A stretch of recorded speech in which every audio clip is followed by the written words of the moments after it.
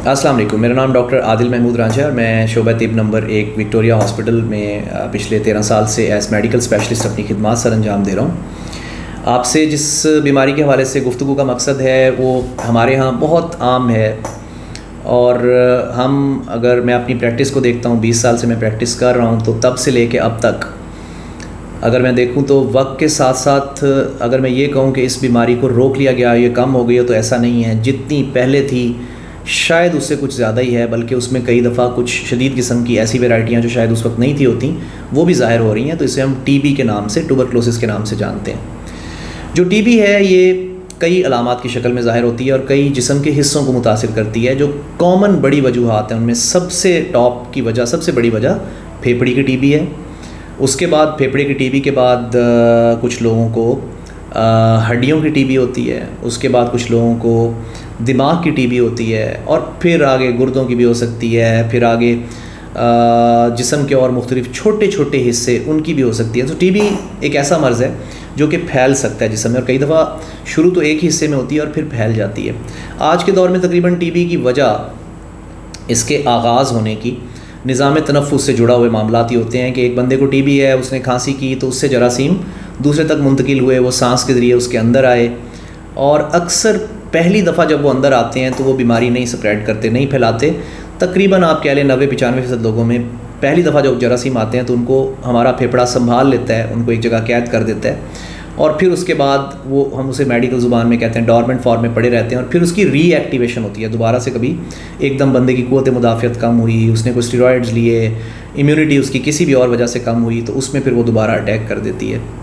तो टीबी की अगर बड़ी वजूहात कही जाएँ तो उनमें एक तो बहुत गुर्बत, एक मरीज़ की सेहत बहुत अच्छी ना होना, उसके साथ क़ुव्वत मुदाफ़ियत की उसकी कमी होना, ऐसी जगहों पे उनका रहना जहाँ पे बेतहाशा लोग रहते हैं और उनके अंदर टीबी मौजूद है तो वो आप तक भी फैल सकती है। यानी वो क्राउडेड प्लेसेस जहाँ पे गुंजान आबाद जगह होती हैं, जहाँ पे झोंपड़ियों में एक छोटी छोटी जगह पे बहुत सारे लोग रह रहे होते हैं, तो टीबी का मर्ज़ वहाँ पर ज़्यादा तेज़ी से फैलता है। अब टीबी का मर्ज़, उसकी बड़ी अलामात क्या हैं? टीबी के मर्ज़ की सबसे बड़ी अलामत अगर कहा जाए तो बुखार का होना, और ये बुखार अक्सर हल्का हल्का बुखार होता है और थोड़ा शाम के टाइम में ज़्यादा ज़ाहिर होता है। इसकी बड़ी वजह यही है कि बुखार वैसे भी एक इंसान में जो टेम्परेचर होता है नॉर्मली भी शाम के टाइम में 1 डिग्री थोड़ा ज़्यादा होता है। तो अगर एक बंदे को 24 घंटे टीबी का बुखार रहता है तो सुबह के टाइम में वो इतना हल्का होता है कि उसको पता नहीं चलता। शाम के टाइम में क्योंकि नॉर्मल टेम्परेचर भी थोड़ा सा बढ़ जाता है तो वो टीबी के साथ जब टेम्परेचर होता है तो वो ज़रा उसको ज़्यादा फील होता है। एक इसमें बुखार का आना जिसमें शाम या रात में थोड़ा बुखार का ज़्यादा आना शामिल है, इसमें वज़न का गिरना शामिल है, इसमें भूख का कम होना शामिल है। इसमें अगर फेफड़े की टीबी हुई है तो खांसी बलगम की शिकायत हो जाती है, कभी खून भी आ जाता है, कभी खुश्क खांसी की सूरत में होती है।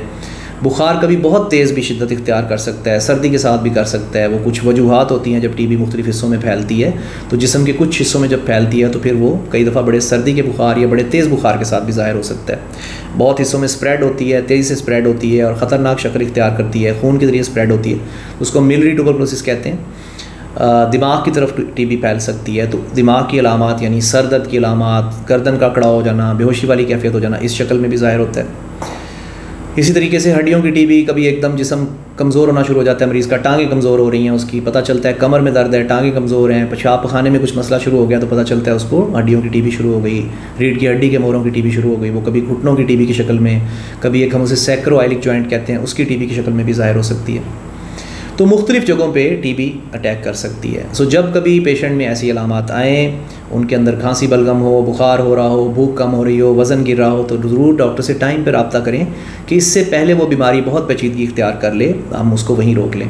पहले कच्चे दूध वगैरह से भी हो जाती थी जब ये ज़्यादा फ्रीक्वेंटली ज़्यादा लोगों में आदत थी पीने की, बकरियों का, भेड़ों का। अब क्योंकि ज़्यादातर लोगों में उबाल के लिया जाता है तो आँत से टीबी का जरासीम भी आ सकता है अगर कच्चा दूध वगैरह लिया जाए, और उससे भी ये बीमारी स्प्रेड हो सकती है, जो कि एक अनकॉमन यानी बहुत कम लोगों में मौजूद ये रूट है जो टीबी में हमें पता चलता है, टीबी की वजह बनता है।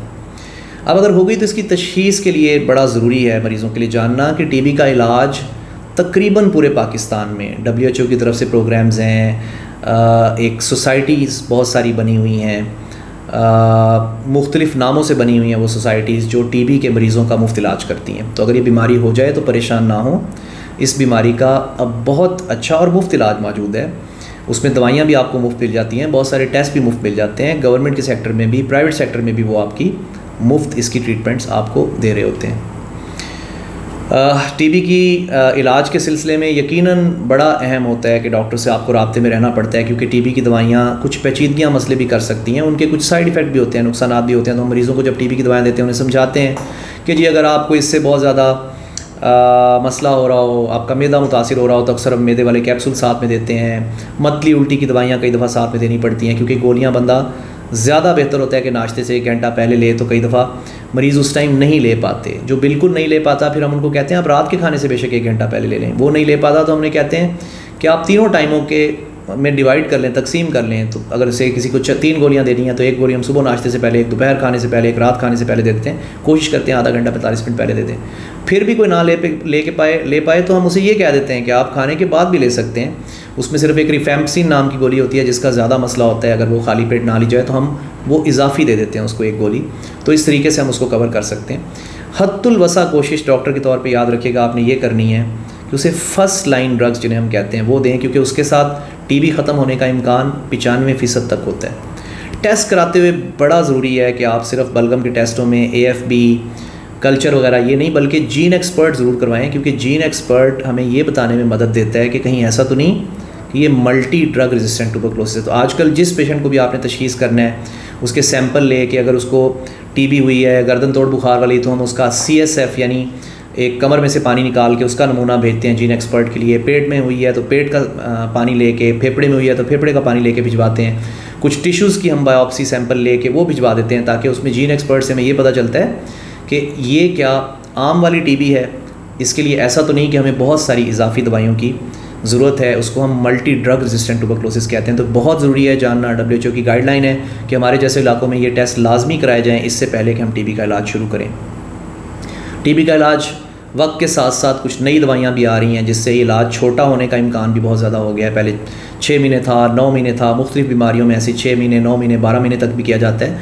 और अब कुछ 4 महीने के इलाज वाली भी हमारे पास फैसिलिटीज़ अवेलेबल हैं, ऐसी मेडिसिन्स हैं जो अवेलेबल हैं, तो उस इलाज को कुछ कम भी किया जा सकता है। तो जब भी ऐसी अलामात हों बड़ा ज़रूरी है कि टाइम पर रब्ता करें कि इससे पहले ये बीमारी बहुत पेचीदगियाँ कर दी। बहुत आम है, ये ना सोचें कि आप बहुत सेहतमंद हैं आपको नहीं हो सकती, यकीनन इम्कान कम है।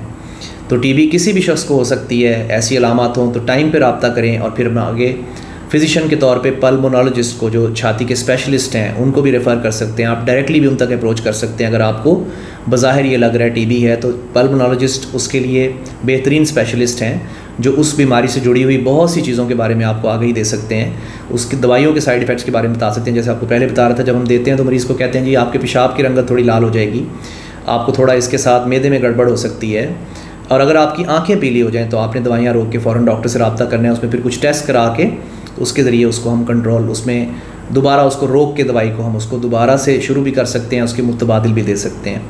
कभी कोई किसी को टीबी की वजह से यूरिक एसिड बहुत ज़्यादा बढ़ता है और उसमें कोई जॉइंट का एकदम अटैक गाउट की शक्ल में ज़ाहिर होता है, उसको मैनेज किया जा सकता है। कई लोगों में रंगत बदल जाती है, जिल्द की खारिश वगैरह होती है, तो ये बहुत से साइड इफ़ेक्ट हैं।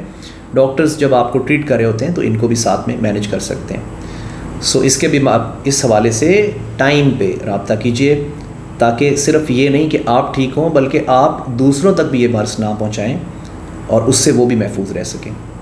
बहुत शुक्रिया।